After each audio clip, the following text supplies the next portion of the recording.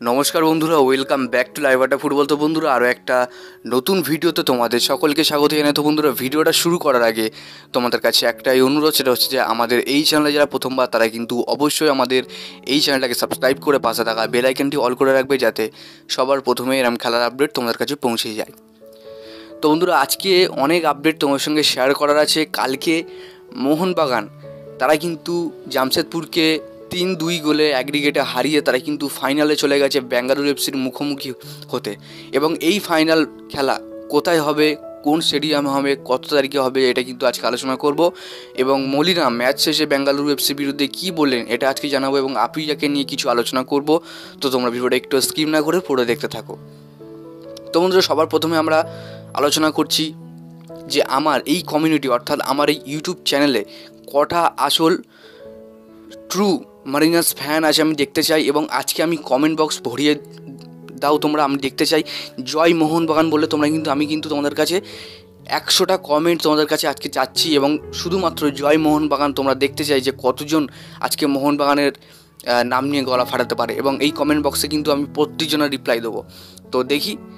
তো বন্ধুরা, কালকে মোহনবাগান তারা কিন্তু জামশেদপুরকে কিন্তু 2-0 গোলে অর্থাৎ 3-2 গোলে অ্যাগ্রিগেটে হারিয়েছে, এবং সেটা কিন্তু যুবভারতী ক্রীড়াঙ্গনে। সেক্ষেত্রে মোহনবাগানের বাড়তি অ্যাডভান্টেজ কিন্তু হয়ে গেল, এবং অনেকেই বলছিল যে জামশেদপুর এফসি ম্যাচের বিরুদ্ধে কিন্তু মোহনবাগান তারা লিড নিতে পারবে না।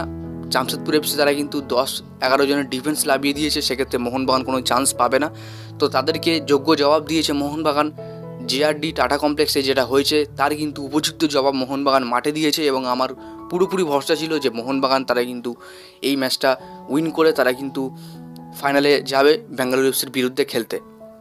তো সেক্ষেত্রে আপুইয়াকে হ্যাটস অফ। সে কিন্তু লাস্টবারে 90 মিনিট প্লাস 2 মিনিটের মাথায় তিনি কিন্তু একটা আউটস্ট্যান্ডিং গোল করে, এবং এই আইএসএলের সিজনে অর্থাৎ আইএসএল 24-25-এর সিজনে দুটো গোল কিন্তু সেরা থাকবে। এক হচ্ছে কামিংসের গোল, 2 হচ্ছে আপুইয়ার গোল। এই দুটো গোল সেটা কিন্তু একদম ক্রুশিয়াল মোমেন্টের গোল। তো অনেকেই প্রণয় হালদারকে দোষ দিচ্ছে যে প্রণয় হালদার তিনি মোহনবাগানে খেলতেন, এবং তার জন্য দুটো পরপর গোল মোহনবাগান দিয়েছে। একটা হচ্ছে পেনাল্টি থেকে, একটা হচ্ছে মিস পাস থেকে। তো অনেকেই বলছে, তো এটা কিন্তু খেলার মধ্যে হতেই পারে। তো এটা নিয়ে কিন্তু কোনো রকম কোনো মাথা ব্যথার কারণ নেই। তো দেখো, এবার আসি আমরা মোহনবাগানের ফাইনাল খেলা কবে কোথায় হবে সেটা আজকে আলোচনা করব। দেখো, মোহনবাগান তারা ফাইনাল খেলবে বেঙ্গালুরু এফসির বিরুদ্ধে 12 তারিখে, এবং ফাইনাল খেলাটা হবে যুবভারতী ক্রীড়াঙ্গন অর্থাৎ সল্টলেক স্টেডিয়ামে। এটা কিন্তু বড় একটা অ্যাডভান্টেজ মোহনবাগান পাবে।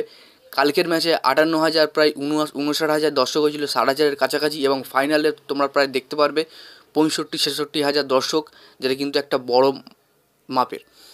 ঠিক আছে, তো আসলে তোমরা বোঝাতে পারলাম যে ফাইনাল কবে কোথায় হবে। এবং মলিনা তিনি খেলার শেষে জানান যে আমরা বেঙ্গালুরু এফসিকে এখন খুব একটা সিরিয়াস নিচ্ছি না, এখন আমরা প্র্যাকটিসে মনোযোগ দেবো, এবং পরবর্তী ফাইনাল খেলার প্রতি আমাদের মনোভাব থাকবে, এটাই এখন বললাম। তো এইটুকু কিন্তু তিনি কিন্তু আলোচনা করেছেন। তো যাই হোক বন্ধুরা, আজকের জন্য ভিডিওটা এতটাই ছিল। ভিডিওটা ভালো লাইক করে দিও, চ্যানেলটা ভালো লাগে চ্যানেলটাকে সাবস্ক্রাইব করে পাশে থাকা বেল আইকনটি অল করে রাখো। ধন্যবাদ।